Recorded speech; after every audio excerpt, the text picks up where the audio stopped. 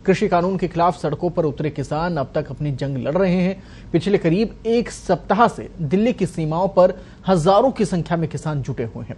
केंद्र सरकार और किसान संगठनों के बीच बीते दिन जो बातचीत हुई उसमें कोई भी ठोस नतीजा नहीं निकल सका और इसी वजह से किसानों ने कहा कि उनका आंदोलन तब तक जारी रहेगा जब तक ये कानून वापस नहीं हो जाते हैं। किसानों ने अपनी मांगे मानने तक आंदोलन से पीछे हटने से इनकार कर दिया है, यानी कि सिंधु बॉर्डर, टिकरी बॉर्डर और गाजीपुर बॉर्डर समेत अन्य जगह जो किसानों का जमावड़ा है वो लगातार जारी है और जारी रहेगा। इतना ही नहीं, पंजाब और हरियाणा के किसानों ने अधिक संख्या में दिल्ली कूच की बात भी कही है। उन्होंने कहा कि ज्यादा से ज्यादा संख्या में लोग दिल्ली कूच करेंगे, तमाम जो किसान हैं वो दिल्ली का कूच करेंगे, यानी कि आने वाले दिनों में किसानों की संख्या और बढ़ सकती है। यूपी सीमा पर तैनात किसान पहले ही अस्थायी घर बनाने की बात कह चुके हैं। आपको बता दें कि करीब 35 किसान संगठनों और केंद्र सरकार के बीच कल बैठक हुई। इसमें कृषि मंत्री नरेंद्र सिंह तोमर, पीयूष गोयल समेत अन्य नेता शामिल रहे। किसानों को एमएसपी पर प्रेजेंटेशन दी गई, साथ ही मंडी सिस्टम को लेकर जानकारी दी गई है। हालांकि किसानों का एक ही सवाल रहा कि क्या सरकार एमएसपी को कानून का हिस्सा बनाएगी। जब बातचीत खत्म हुई तो कोई ठोस नतीजा नहीं निकल सका। 3 घंटे की चर्चा के बाद किसानों ने कहा कि उनका आंदोलन जारी रहेगा। वहीं सरकार ने कहा कि बातचीत सकारात्मक रही है, 3 दिसंबर को फिर से चर्चा होगी। तो किसानों का आंदोलन लगातार जारी है, विरोध प्रदर्शन लगातार किसानों का जारी है। नाराजगी तमाम विषय को लेकर यह है कि जो मांग उनकी तरफ से की गई है सरकार से बातचीत में, फिलहाल उसको लेकर सहमति नहीं बनी है। कृषि कानूनों को लेकर लगातार नाराजगी किसानों में है। देश भर से किसान वहां पर जुट रहे हैं। पंजाब, हरियाणा के जो किसान हैं वो प्रमुखता से वहां पर हैं। इसके साथ ही राजस्थान के किसान भी दिल्ली पहुंचने को लेकर कवायद उनकी भी चल रही है। इसके साथ ही राजस्थान में भी जिला स्तर पर किसानों की तरफ से विरोध प्रदर्शन किया जाएगा। आपको बता दें कि ये विरोध लगातार तूल पकड़ता जा रहा है और दिल्ली सीमा पर कई जगह रास्ते बंद है। दिल्ली की तस्वीरें आप देखिए, पूरी चर्चा को लेकर जो बैठक हुई, किसानों से बातचीत को लेकर जाम के हालात बने हुए हैं दिल्ली नोएडा बॉर्डर पर। और गाजीपुर बॉर्डर पर किसान लगातार प्रदर्शन कर रहे हैं। मांग उनकी जो है वो सरकार तक देर से ही सही लेकिन पहुंचने लगी है। इसी को लेकर बैठक भी हुई थी, पर बैठक में सहमति नहीं बनी, यानी कि जो दावे किए जा रहे हैं वो कागजों में नहीं उतर पा रहे। किसानों की मांग है कि तमाम उन दावों को, तमाम उन वादों को जो सरकार अपने मुंह से कह रही है, जो सरकार के प्रतिनिधि कह रहे हैं, उन्हें कागजों में उतारा जाए। किसानों की मांग है कि उन्हें गारंटी दी जाए कि उनका जो भविष्य है वो बर्बाद ना हो।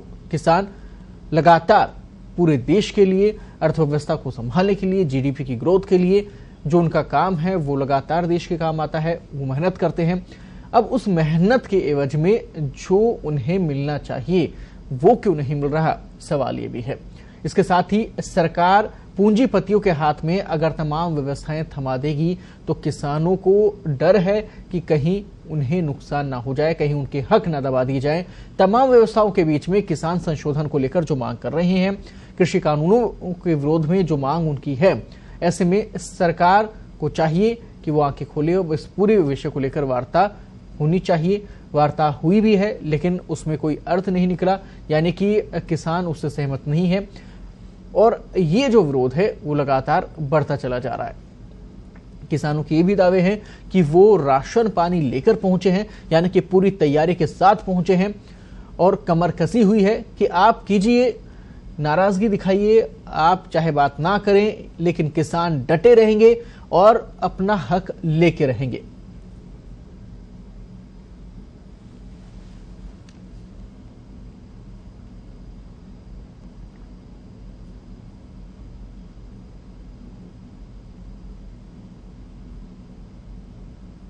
किसान यूनियन के नेतागण आए थे और भारत सरकार ने तीसरे दौर की वार्ता संपन्न की।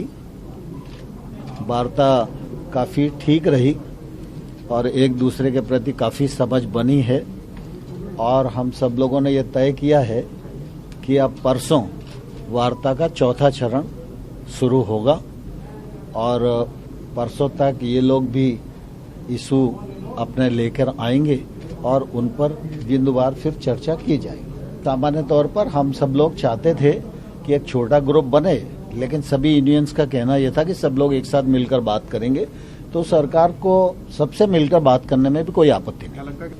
स्वाभाविक रूप से हम तो किसान भाइयों को ये आग्रह करते ही हैं कि वो आंदोलन स्थगित करें और वार्ता के लिए आएं, लेकिन ये फैसला करना किसान यूनियन पर और किसानों पर निर्भर है। सरकार ਨੂੰ ਆਪਦੀ ਪ੍ਰਪੋਜ਼ਲ ਲਿਆਉਣੀ ਚਾਹੀਦੀ ਹੈ ਜੀ, ਇਹ ਤੋਂ ਪਹਿਲਾਂ ਲਿਆਉਣੀ ਚਾਹੀਦੀ ਸੀ। ਇਸ ਕਰਕੇ ਅਸੀਂ ਕਹਿਣਾ ਚਾਹੁੰਦੇ ਹਾਂ ਕਿ ਇਹ ਸ਼ਾਂਤਮਈ ਅੰਦੋਲਨ ਜਾਰੀ ਰਹਿਣਾ ਹੈ। ਦਿੱਲੀ ਦੇ ਵਿੱਚੋਂ ਕਿਸਾਨ ਖਾਲੀ ਨਹੀਂ ਮੁੜਨਗੇ।